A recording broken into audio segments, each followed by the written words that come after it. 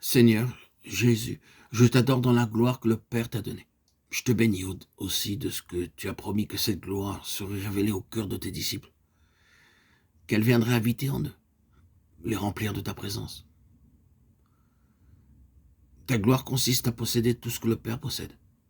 Tu as dit aussi que l'Esprit prendrait de cette plénitude infinie de ta gloire et de ta puissance pour nous l'annoncer. Les cieux et la terre seront remplis de ta gloire. Le cœur et la vie de tes bien-aimés peuvent aussi être remplis de cette gloire divine. Seigneur, qu'il en soit ainsi.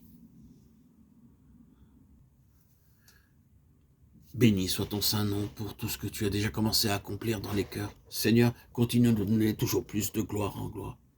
Et pour que nous puissions recevoir cette grâce, veuille nous apprendre à rester unis à toi, sans retour en arrière. Que notre cœur et notre vie soient tout à toi. Que sans varier, notre foi saisisse bien que ceci est l'œuvre de l'Esprit en nous, et qu'il accomplira son œuvre en nous. Apprends-nous à attendre l'action de l'Esprit avec docilité et renoncement à nous-mêmes. Nous voulons ne plus nous confier en la chair, en notre propre sagesse et justice. Nous voulons nous abaisser toujours plus bas devant toi, reconnaissant avec respect et crainte que l'Esprit, le Saint-Esprit, l'Esprit de gloire est en nous, et qu'il fait là son œuvre divine. Oh Seigneur, qu'il vienne avec puissance et domine tout en nous, que par lui notre cœur devienne le temple, le royaume, où tu sois glorifié, toi seul, où tout soit rempli de ta gloire. Amen. Les disciples possédaient le véritable Christ. Ils avaient une véritable connaissance de Christ dans les limites de leur intelligence. Matthieu 16. Cette connaissance avait une très forte influence sur eux. Elle les incitait à le suivre et à l'aimer. Et pourtant, ce n'était pas encore là une connaissance complète. La connaissance en esprit, en vérité. Ce n'était pas non plus la connaissance spirituelle du Christ glorifié demeurant en eux par le Saint-Esprit.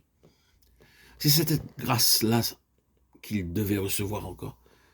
Car si ce qui devait prendre fin était glorieux, ce qui doit toujours subsister l'est bien davantage. 2 Corinthiens 3:11. Oh, que Dieu nous fasse comprendre que la principale œuvre de l'Esprit est de nous faire réaliser la présence continuelle du Christ glorifié, non seulement par le moyen de la pensée et de la mémoire, mais en nous faisant éprouver qu'il est réellement dedans de nous, en nous faisant vivre de sa vie. Cela se peut-il? Jésus glorifié veut-il habiter en nous, être toujours présent en nous?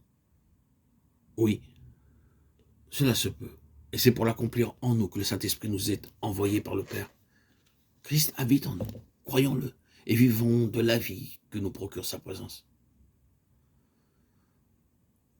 Prosternons-nous et attentifs à ce qu'il nous enseigne, soumettons-nous à sa direction. Avec respect, honorons sa sainte présence en nous-mêmes, lorsque nous ne pouvons ni la voir, ni la sentir. Ne t'ai-je pas dit que si tu crois, tu verras la gloire de Dieu? Jean 11, 40.